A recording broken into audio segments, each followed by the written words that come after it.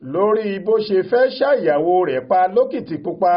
adájọ́ ju Kalẹjaye sẹ́wọ̀n ọdún márùndínláàádọ́ta. ilé-ẹjọ́ gíga kan tó fìkàlẹ̀ sílùú Àkúrẹ́ ti rán ọkùnrin tí wọ́n porúkọ rẹ̀ ní Shuaibu Kalẹjaye sẹ́wọ̀n ọdún márùndínláàádọ́ta lórí ẹ̀sùn pé ó gbìyànjú láti ṣá ìyàwó rẹ̀ Adéọlá Ọlábísí Kalẹjaye ládàá pa.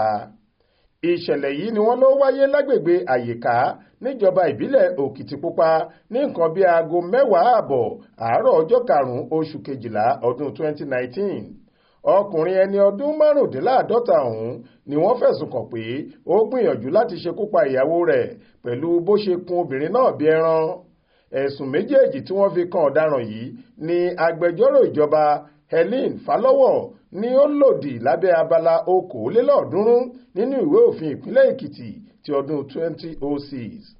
àwọn ẹlẹ́rìí 3 ni amòfin Falọ́wọ̀ kó wá sí kóòtù láti wá jẹ́rìí tako ọ̀daràn ọ̀hún tí olùjẹ́jọ́ fúnra rẹ̀ kò sì ní ju ẹnìkan ṣoṣo lọ tó wá jẹ́rìí gbé lásìkò ìgbẹ́jọ́. nígbà tó ń gbé ìdájọ́ rẹ̀ kalẹ̀ lọ́jọ́bọ̀ tọ́sídẹ̀ẹ́ ọjọ́ 18 oṣù kìíní yìí lẹ́yìn bíi ọdún 4 gbáko tí wọ́n ti wà lórí ẹjọ́ náà, onídàájọ́ Adéyẹmí Fásánmi ní kò sí àní-àní pé àwọn olùpẹ̀jọ́ ti fìdí ẹ̀sùn tí wọ́n fi kan ọ̀daràn ọ̀hún múlẹ̀ kọjá ṣíṣeyèméjì. adájọ́ ní gbogbo èèyàn lórí itú tí olùjẹ́jọ́ pa sí ìyàwó rẹ̀ abilékọ Adéọlá lára kedere tí kò sì hàn nínú ìwà ọ̀dájú ọkùnrin náà pé ó kábàámọ̀ lórí ìwà burúkú tó hù ọ̀hún.